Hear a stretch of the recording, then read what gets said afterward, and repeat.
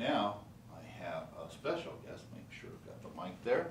And I got Nick Finzer in the studio out there supporting your new album, No Arrival. Welcome. Yeah, thanks for having me. Great Glad to have you here. So you're going to be at Nocturne.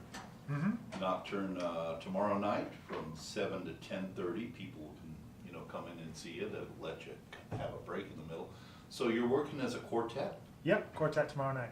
And no piano. Is that that's interesting? So you've got you and another horn. And yep. So two guys are coming in from New York: Lucas Pino, great tenor player, and drummer Jimmy McBride, who are both on the record.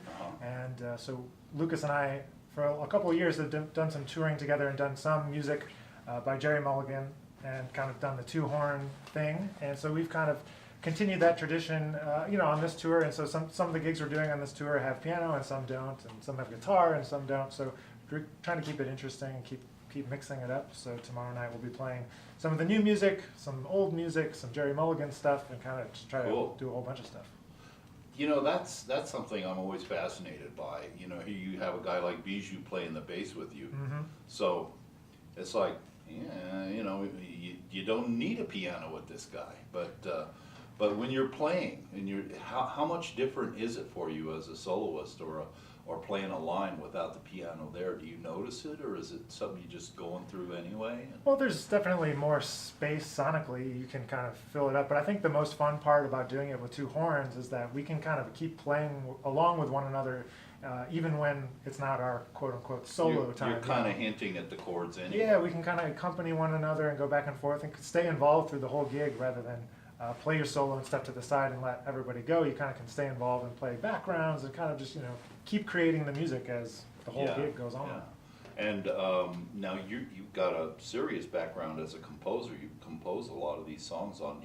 Is it 3 albums that you have out? Actually 4. Yeah, this is the 4th one. Okay, yeah. we need to get the 4th one, or the other one that's missing at our selection here. The album No Arrival. That's a new one for you. And that, folks, should be available. You've got copies to sell down there. Oh, yeah, sure.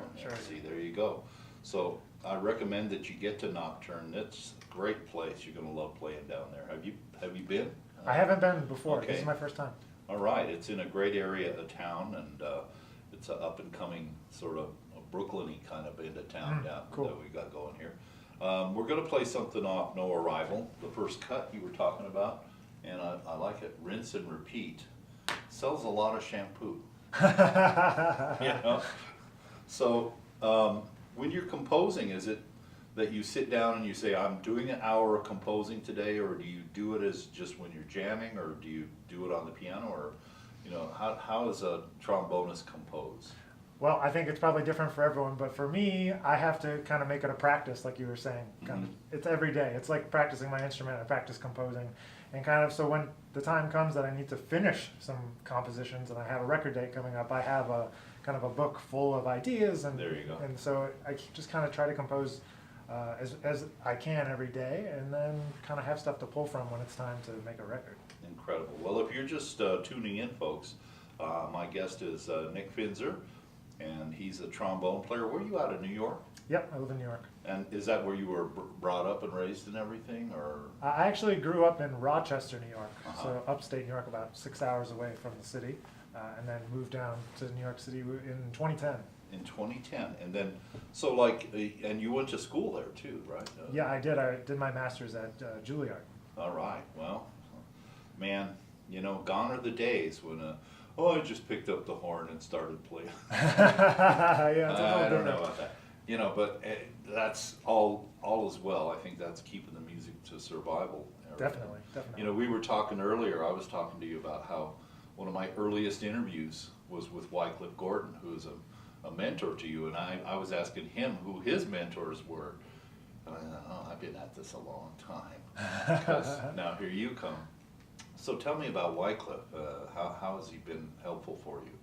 Yeah, so Wycliffe was one of the first jazz trombone players that I ever met in my life. I was growing up in Rochester, and just my mom sometimes would try to get me to go out and see a concert, and he happened to be coming through town, and I didn't necessarily know who he was at that time. Yeah. And so we went to this local club in Rochester and saw him play, and I was obviously just blown away. I was like, I didn't even know the trombone could do that, really.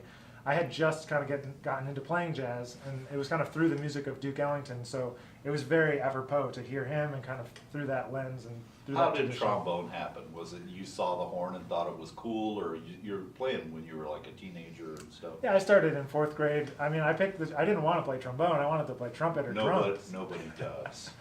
Yeah, so I was I'm tall saying. for my age, and I had long arms. So There you go. They said, Okay. "Here's the trombone." Right on. And, Well, you know, we're glad of that. I've been listening to your music, and I'm like, geez, this is awesome.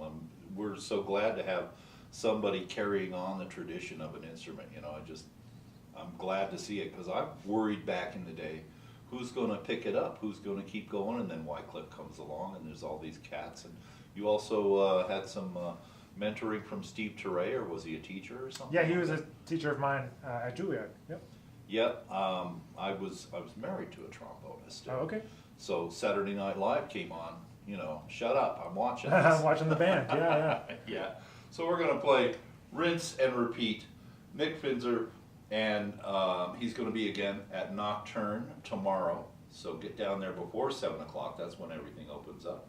And it should be a wonderful night of jazz.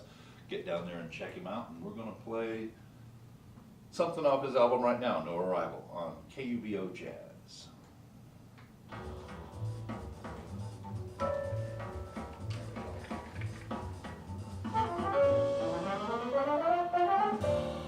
I'll play the second one after this as Okay. Getting Out of Dodge song for you. It's good. Is there anything I need to plug that you have, like websites and stuff? Can we talk about it? Sure. Nick Finzer music. All right, I like that. Nick Finzer's my guest here in the studio. That's from his album No Arrival, and Rinse and Repeat. So what is that about? Oh, well, kind of the whole record is about just the fact that, I mean, this is the 4th record and kind of trying to keep inspired, and I figured that it's kind of this daily process, like I was talking about the composing before. It's kind of, you have to get up and make it a daily habit, make that creativity a daily habit, or else, at least for me, it's easy to get sucked into doing this or that, or not dealing with the music every day if you don't make it a daily thing. So to me, it was that Rinse and Repeat was just like it was one of those ideas that was in that book I was talking about, and I was like, oh man, this would be a funny title, and so that's where it came from. Great tune. I always love trombone, especially when mixed with something else, either the tenor. I like it with a guitar too. The sound of trombone and guitar together is a pretty cool sound. Do you, as you're composing, do you explore the idea that this one I'll have an alto on this one, or does that come later on when you're in the studio making a record or something? Yeah, I mean, I think sometimes the orchestration definitely comes into play when I'm composing. Mm-hmm. I think that for this band and for this music, I've been playing with the same guys for a while now. I've been playing with the same configuration, so I kind of know how to orchestrate for it without having to think about it too much, And so Lucas also plays bass clarinet, and so some tunes on here, he's got bass clarinet, and the bass clarinet with a muted trombone and the guitar together is which one is that? Cool. The Pyramid is a good one that has that on there. That's a great Ellington. Oh, that's an Ellington song, yeah. Yeah, and so I've been trying the last couple records to include some Ellington because it's so near and dear to my heart, and that was the first music that was jazz that I. Having said that, are you looking at one day having a full-on orchestra, or playing with one, or getting one of your own, or what do you as a trombone player, it's pretty unavoidable to play in big bands a lot, Sure. and so gotten a chance to play in a lot of great ones, but I don't know if I'm going to lead a big band. It's kind of a lot of work, but I do write for it. Yeah. Well, who knows? You never know. We'll be keeping our eyes open. Again, Nick Finzer down at Nocturne, and it's a quartet setting, and we're looking forward to that. So 7:30 tomorrow night, folks. Don't miss it. I'm not supposed to tell them that, but don't miss it. It's going to be It a lot of would be fun. a bad idea to miss this great jazz going on. So I think we're going to play the Ellington thing. If people want to find out more about you, you got a website or anything like that? Or Oh, sure, yeah. The easiest place is just nickfinzermusic.com. You can see all the stuff. Finzer, some spelling on the radio. I'm fond of spelling on the radio. So nickfinzer.com.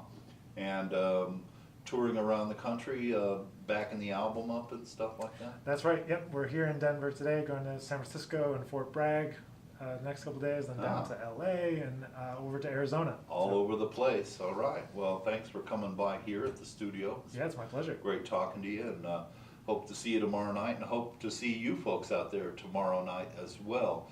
And check out this wonderful music and this wonderful musician here in Denver. And I'm going to go ahead and play this cut. Thanks for coming in, Nick. Yeah, thanks for having me. There we go. Awesome. That is cool. What a great sound. Oh, Thanks so much. Yeah, man. thanks for having me. Thanks for Love bass clarinet.